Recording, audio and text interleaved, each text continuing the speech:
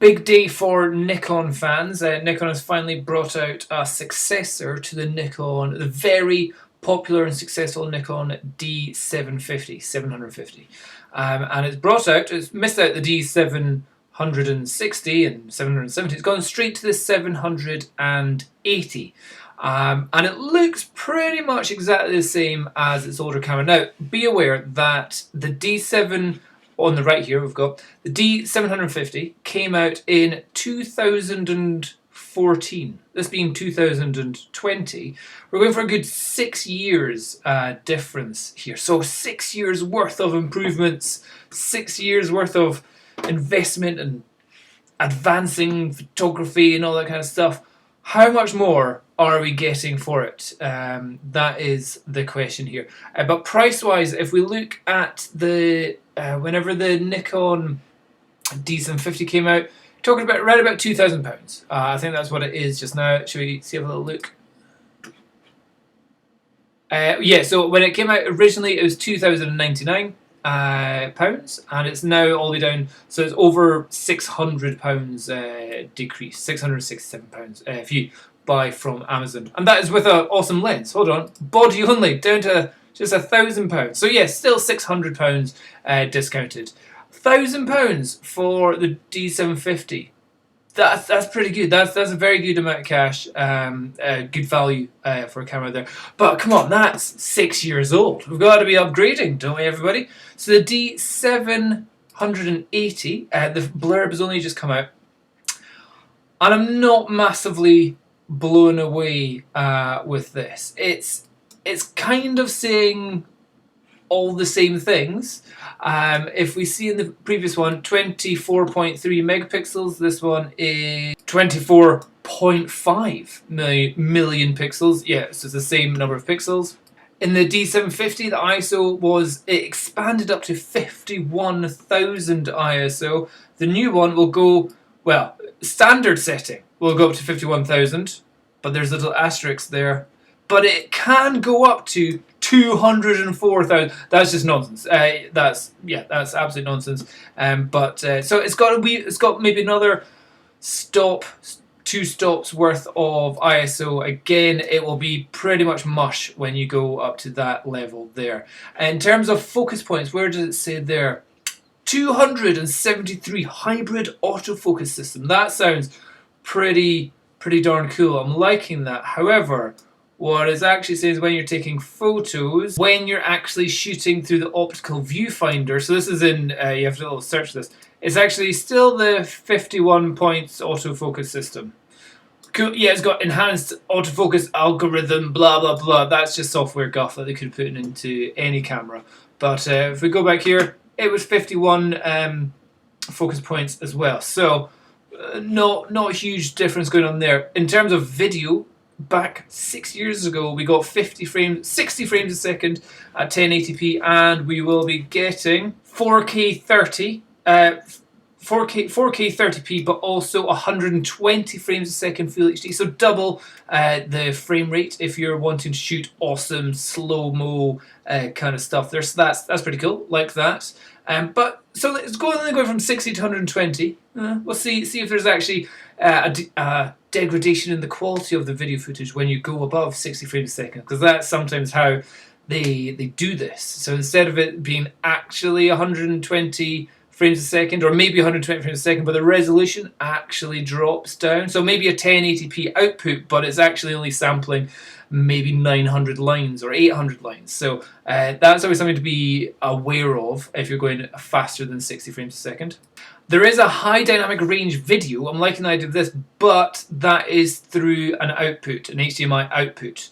So if you want HDR video, you're going to need like a little kind of additional box to have that recorded onto there. It won't be in-camera recording there. What is a big difference though is in the old camera, the D750, it was saying in SEPA recommendations it could do 1,230 photos on a charge. This one has massively bumped that up to somewhere here, 2,260.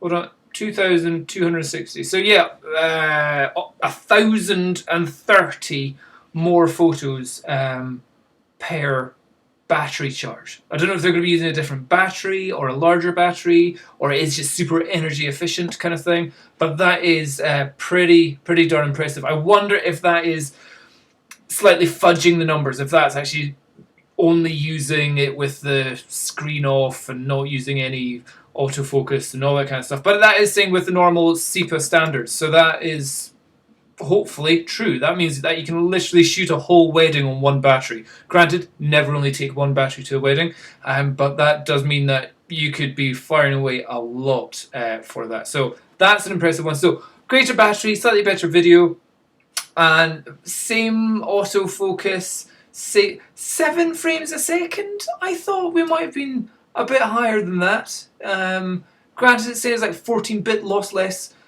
compressed raw files, super duper. But 7 frames a second, I like, considering it's the new little camera that's come out. It was the Z50.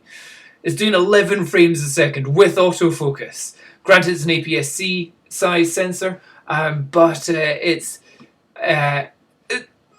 not mind-blowing. So it is a bit better. The Nikon D780 that's going to be coming out looks like, if you're used to the D750, if you're a wedding photographer and you're running and gunning with 2 cameras, the 750, if you're buying the new one, you'll probably buy the D780 because it'll be the upgrade. However, when it's double the price, I don't know if it's got the prices here, but on Nikon Rumors, does the website give us an official price?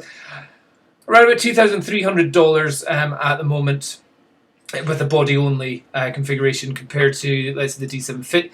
Hold on, if you're a wedding photographer, you would rather buy 2 D750s, which you know and trust, and which you know how to work and all that kind of stuff. 2 of those, one as your main shooter, one as your backup, or with different lenses on it, rather than spending one on one camera, which is $2,300, which hasn't been fully tested. All the ninks and niggles, is that the right word? Chinks and chicks. All the problems haven't been ironed out. Then I think most working photographers probably won't go and spend more than double the amount of money on a brand new camera, and spend the money instead on the Nikon D750 instead, because we know it works. We know the images it produces are fantastic. We know it's got the same resolution as this new one, so you're not gaining anything there. There may be some dynamic range, but again, the D750, the dynamic range was fantastic. The resolution of 24 megapixels was huge, more than you'd ever need. The ISO capability was astonishing.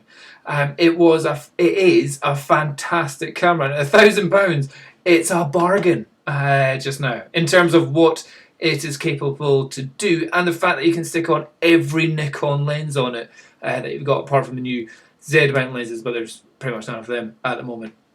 So yeah, personally, I would have hoped for a bit more from Nikon, especially since it's been 6 years. Like, you can imagine if you're an Apple phone person, 6 years old phone. Nobody has a phone that old, and if they did, they looked at them like, I don't even know how to work it. It's so ancient, and the technology has advanced so much with with phones that you just kind of think, is there not the same kind of development in photography somewhere going on here? Like, I didn't see much chat about the touchscreen back. The flippy out screen is still just kind of the way that it is. I don't know. I think there is potentially more that could be done with it, for sure. A little bit disappointed. I think the digital SLR game is getting left behind, especially when I saw there's like phones now which in video mode can do background blur. So normally, if you're like, hey, if you want shallow depth of field in your video, you need to have a digital SLR with a really expensive lens with a shallow depth of field.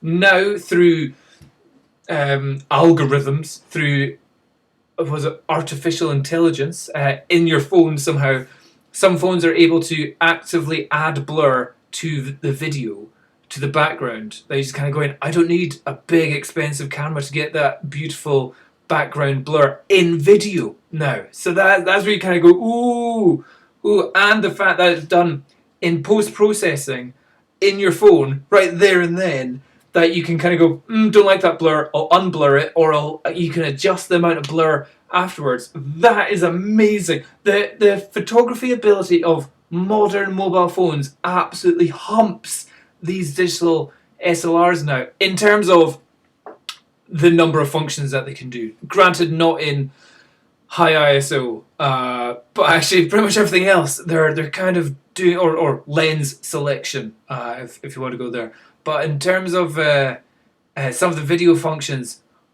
mobile phones are kicking ass, and digital SLRs will be massively left behind going on here. So yeah, if I was a working photographer, I am a working photographer.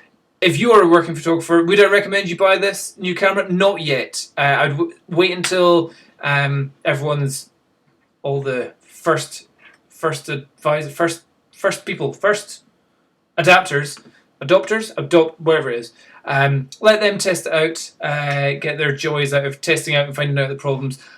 But if you want a solid camera that is proven to work brilliantly, has had its problems in the past, like I think there was like a lens, maybe not lens leak, but a shutter leak, a little bit of like a light coming in. There was oil spots issues, but all those problems have been ironed out.